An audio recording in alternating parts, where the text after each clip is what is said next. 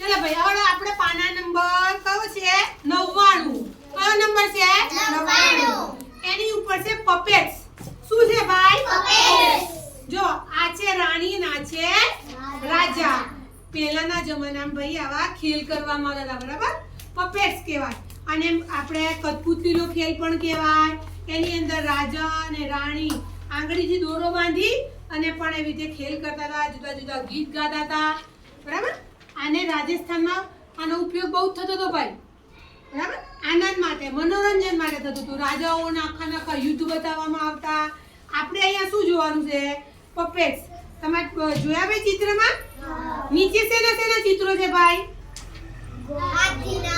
ઘોડો પછી રાણીઓ છે અને રાજા છે જોયું ભાઈ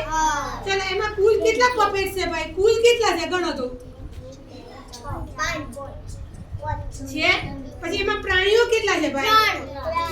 કયા કયા પ્રાણી છે હાથી ઊંટ ઘોડો બરાબર હાથી ઊંટ અને ઘોડો આ પ્રાણીઓ ઓછા છે અને માણસો વધારે છે જોયા ભાઈ આને શું કહેવાય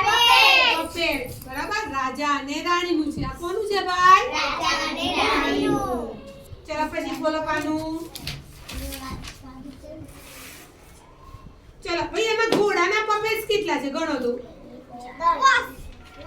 હા કેટલા છે 5 અને હાથીના 2 હાથીના 2 ચલો કુલ કેટલા છે ભાઈ બધા ગણો તો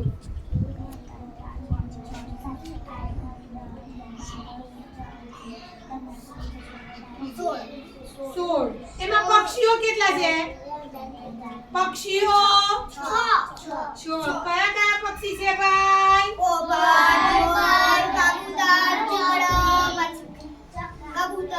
છે ને હા તો એને કહેવાય પપેટ્સ પપેટ દ્વારા આપણે અહીંયા તો ગણતરી શીખવાની છે ભાઈ બરાબર કે એમાં પ્રાણીઓના પપેટ્સ કેટલા